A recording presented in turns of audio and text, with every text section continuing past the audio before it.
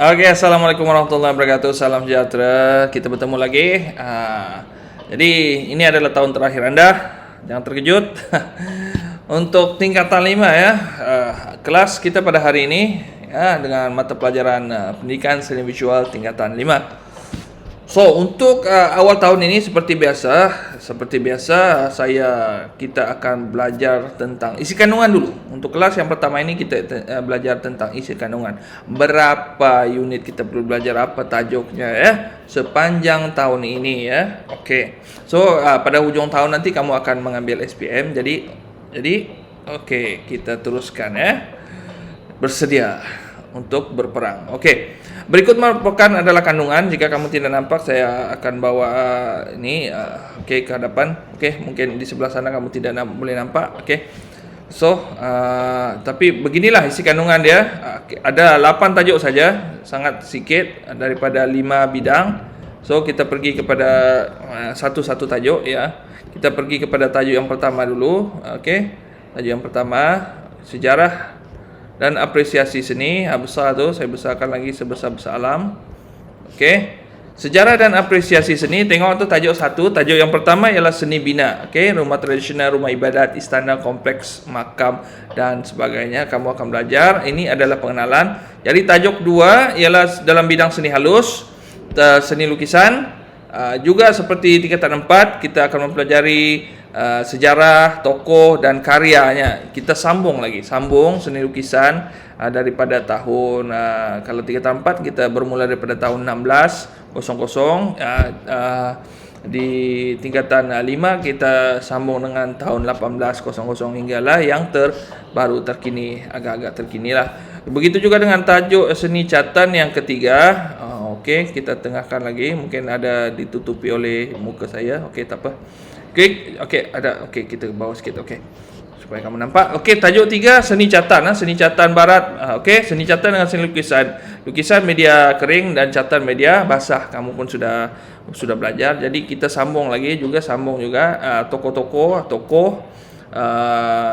karya tahun ya yang terlibat ya, sehinggalah zaman moden, daripada zaman sebelum Renaissance sehinggalah zaman moden. Konsep-konsepnya. So, tajuk keempat ialah untuk seni halus, ialah seni arca. Pun sama. Kita tengok contoh-contoh karya tokoh-tokoh dan sebagainya lah untuk tajuk keempat. Jadi 4 tajuk. Tajuk keempat ya. So, ada 4 tajuk yang pertama, kemudian kita pergi kepada tajuk yang kelima, bidang reka bentuk. Reka bentuk. Kita besarkan. Bidang reka bentuk. Kita sambung juga reka bentuk industri atau tingkatan 4. Kalau tingkatan 4 kita tajuk ini kita ambil yang reka bentuk kan ada 3, reka bentuk hiasan dalaman dan reka bentuk landscape. Taman, landscape dan hiasan dalaman itu sudah belajar tingkatan 4. Prospek dan hala tuju reka bentuk industri. Untuk tingkatan 5, reka bentuk industri, kita tengok apa kerja yang kita boleh dapat. Boleh kerja dalam reka bentuk industri kalau kita belajar reka bentuk industri ya. Konsep produk dalam reka bentuk industri dan sebagainya. Ini secara sepintas lalu untuk kita mengetahui isi kandungan apa yang kamu belajar di tingkatan 5. Seni craft yang tingkatan 5 punya kita ambil seni batik ya. Prinsip asas seni batik, motif seni batik, jenis alat bahan dan proses seni batik. Mungkin ini mengambil lebih kurang masa selama 3 minggu untuk kita selesaikan ya. Kalau kita belajar daripada daripada melakar, mencanting dan sebagainya lah. Batik lukis, batik cop dan sebagainya. Untuk kamu ketahui apa itu batik, definisi batik pun kena belajar juga.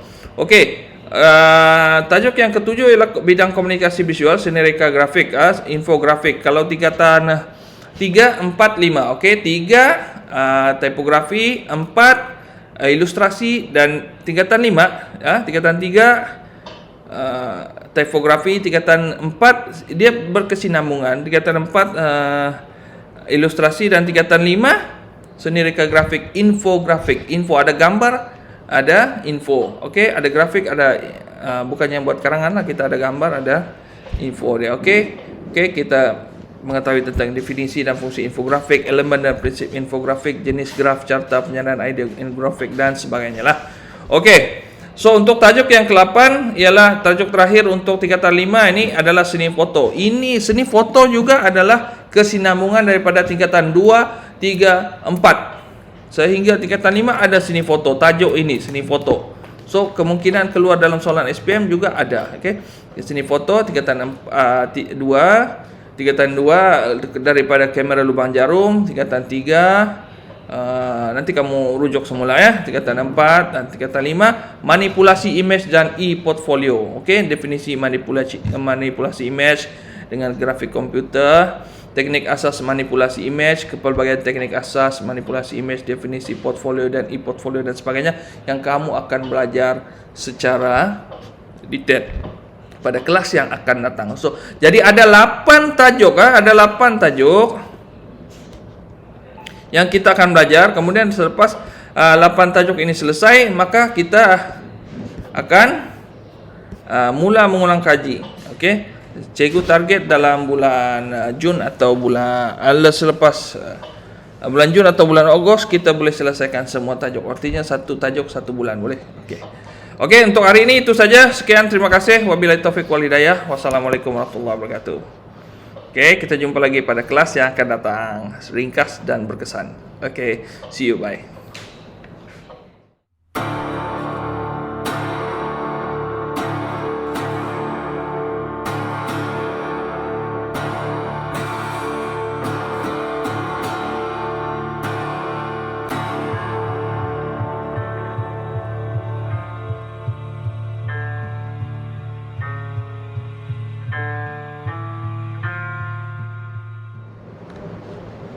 Okey, assalamualaikum warahmatullahi wabarakatuh dan salam sejahtera semua.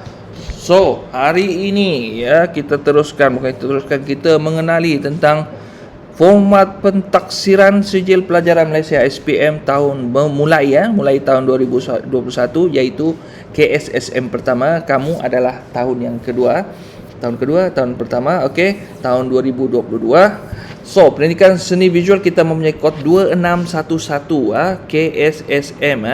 Apa yang kamu perlu jawab, bagaimanakah soalan-soalannya, cara-caranya, tata caranya dan sebagainya tentang SPM pendidikan seni visual mulai tahun 2021 ya.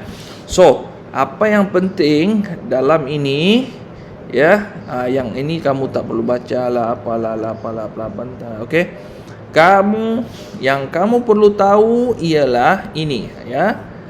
Okey, format dia yang okey. Kita dalam pendidikan seni visual SPM kamu mempelajari subjek PSV semasa tingkatan 4 dan 5, maka format pentaksirannya ada 3 kertas utama. Pendidikan seni visual kertas 1 objektif aneka pilihan, dia ada 40 soalan. Nanti kita tengok 40 soalan.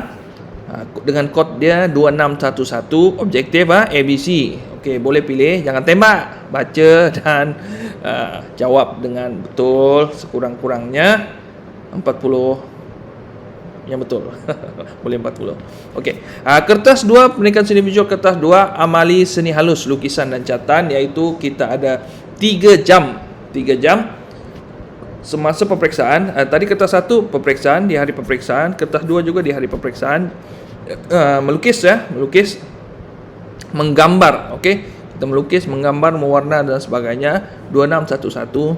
Dan kertas 3 ialah pendidikan seni visual kertas 3 kerja kursus penghasilan karya kajian rekaan seni visual.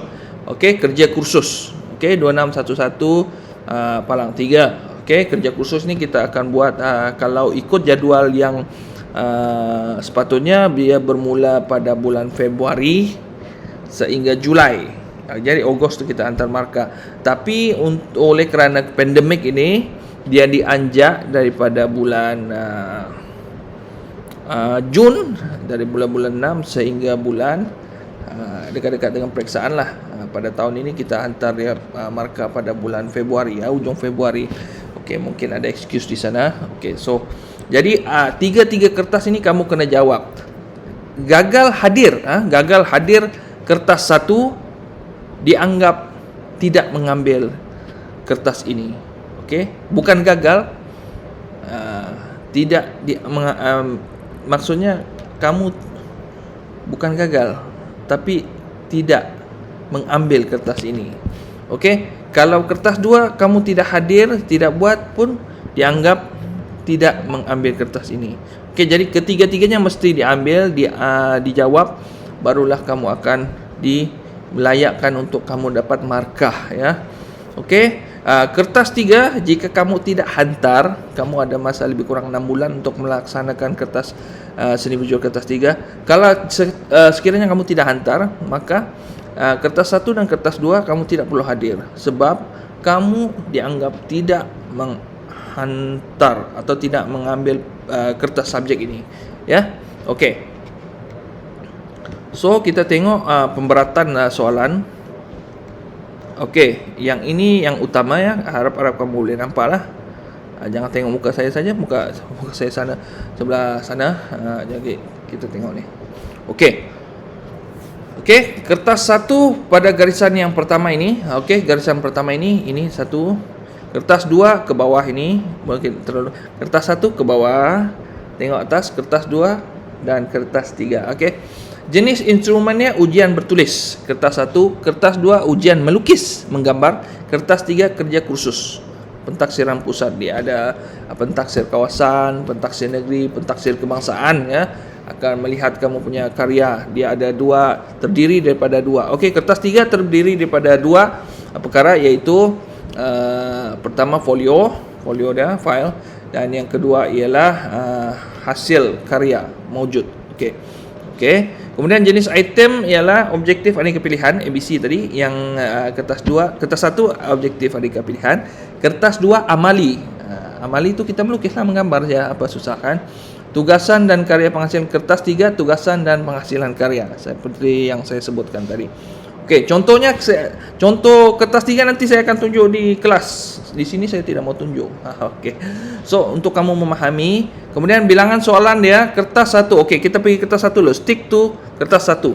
Objektif ujian bertulis, objektif aneka pilihan, 40 soalan jawab semua, ABC. 40 markah, 1 markah untuk setiap satu soalan. Okey. Konstruk dia tidak perlu memahami. Tempoh ujian ialah konstruk, mengetahui, memahami, mengaplikasi, menganalisis daripada tajuk-tajuk tingkatan tajuk-tajuk yang telah kamu belajar tingkatan 4 dan 5. Okey. Tempoh ujian 1 jam. Okey, 1 jam. Cakupan konteks ialah itulah tingkatan 1 hingga 5. Daripada tingkatan 1 hingga 5 yang kamu pelajari itu, tingkatan 1 contohnya ada soalan berkaitan dengan asas seni reka, ya, bahasa seni dan sebagainya, ya. Dan pelbagai lagi lah. Okey, aras kesukaran 532, ya. 5 rendah, 3 sederhana dan 2 tinggal. Kaedah perskoran dikotomus. Alatan tambahan, tiada alatan tambahan, bawa je pensel dan otak kamu untuk menjawab soalan. Okey, ujian kertas 2, ujian melukis kertas 2, ujian melukis amali, ya. Amali kau bawalah kertas, pena, warna, spray tidak dibenarkan. Ada 2 jenis, iaitu collage dan juga montage, tidak dibenarkan, yang lekat-lekat tanpa-tanpa. Tapi mewarna, macam mana cara mewarna, mengecat dan sebagainya, semua dibenarkan untuk soalan ini, ya. Ada 6 soalan yang akan diberikan. Okey, ini specialnya. 6 soalan yang akan diberikan pada hari yang sama kertas 1 berjalan. Contohnya kertas 1 hari ini. Jadi hari ini diberikan soalan untuk kertas 2. Dan kamu boleh berlatih sehingga minggu hadapan hari yang sama, 7 hari. Hari yang ke-7 itu kamu buat ujian kertas 2. Mudah bukan? Kita boleh berlatih bersama-sama. Okey. 60 soalan. Okey, jumlah markahnya 50 markah. Okey, pemberatannya ya 50 markah. Okey. So 40 50. Okey. So, konstruk dia mengetahui, memahami, mengaplikasi, menganalisis, menilai, mencipta karya. Okey, tempoh ujian 3 jam. 3 jam di dalam bilik peperiksaan. Okey, standard kandungan, cakupan konteks, standard kandungan di SKP dan sebagainya itulah dari tingkatan 1, tingkatan 5 melukis je. Okey, senangnya nanti kita kau punya. Okey, kaedah perskoran, analitik dan holistik. Alatan tambahan tiada, alat melukis. Itulah alat melukis, alat mewarna, alat mengecat. Catatan kan. Okey. Itu kertas 2. Senang bukan? Faham kan? Okey, kertas 3 kerja kursus pentaksiran pusat. Okey, markah kamu akan di-key in di dalam sistem lembaga peperiksaan Malaysia. Okey. Jadi ingat, tidak hantar, tiada markah sama seperti tidak mengambil subjek tersebut. Apa guna kamu belajar tingkatan 4 dan 5, tiba-tiba tingkatan 5 kamu tidak mau buat kerja dan dianggap tidak mengambil subjek tersebut. Sia-sia hidup. Okey. So, ada 4 tugasan, jawab 1 tugasan. Ada 4 soalan sebenarnya. Okey. Jawab 1 je tugasan. Dan ini adalah markah 100 markah. Ya, 100 markah. Ya. Okey. Dia punya kaedah konstruk, imitasi, manipulasi, ketepatan, artikulasi, naturalisasi dan sebagainya lah. Okey, untuk membuat folio yang tebal itu. Kamu penjanaan idea, pemikiran, pengubahan daripada idea ini kepada idea itu, dan bagian lagi nanti kita akan tunjuk di kelas lah. Okey. Daripada ni tempoh ujian daripada Februari hingga Julai, 6 bulan. 6 bulan belum siap. 6 bulan dia bagi masa. 6 bulan takkan tak boleh siap kot. Gitu. Okey. So, kita akan buat dalam masa 3 bulan. Boleh kan 3 bulan? Boleh sebenarnya. Tak ada masalahnya. Ini kau yang tak pandai melukis, tak pandai mencipta, tak pandai apa, di sinilah, inilah waktunya. Okey. So, cakupan konteks sama daripada tingkatan 1 hingga 5 mengikut piawai, ras kesukaran, analitik, holistik, kaedah perskoran dan juga alatan tambahan dia. Bukan saja alat melukis, alat memotong, alat membinding, alat menampal, ini semua ada. Pelbagai jenis alat. Okey, ada 3 kertas. Ingat ada 3 kertas. Kertas 1, 2 dan 3. 1 dan 2 kita buat di dewan peperiksaan. Kertas 3 kita buat dalam kelas, buat di rumah bersama-sama. Okey. So, boleh faham? Okey. Okey, ini adalah contoh soalan item ya. Okey. Satu je soalan lah saya bagilah. Ilustrasi dia bawa menunjukkan ini soalan macam biasalah, soalan biasa kan. A B C, jawab A B C. Kemudian soalan yang kedua ialah mengapakah melurut penting dalam proses anyaman? Okey, melurut tu anyaman. Kamu belum belajar lagi kan? Jadi melurut anyaman tingkatan 3, tingkatan 3. Okey, kan kamu wajib semua ambil PSV kan? Kecuali kelas music dan kelas bahasa Arab tu. Tapi kamu yang ambil PSV, KRK, Mutiara Zamrud, dah tahu dah belajar lah tingkatan 3 ni. Okey. Okey, saya tak nak bagi jawapan ni, contoh soalan dia, ya. Okey.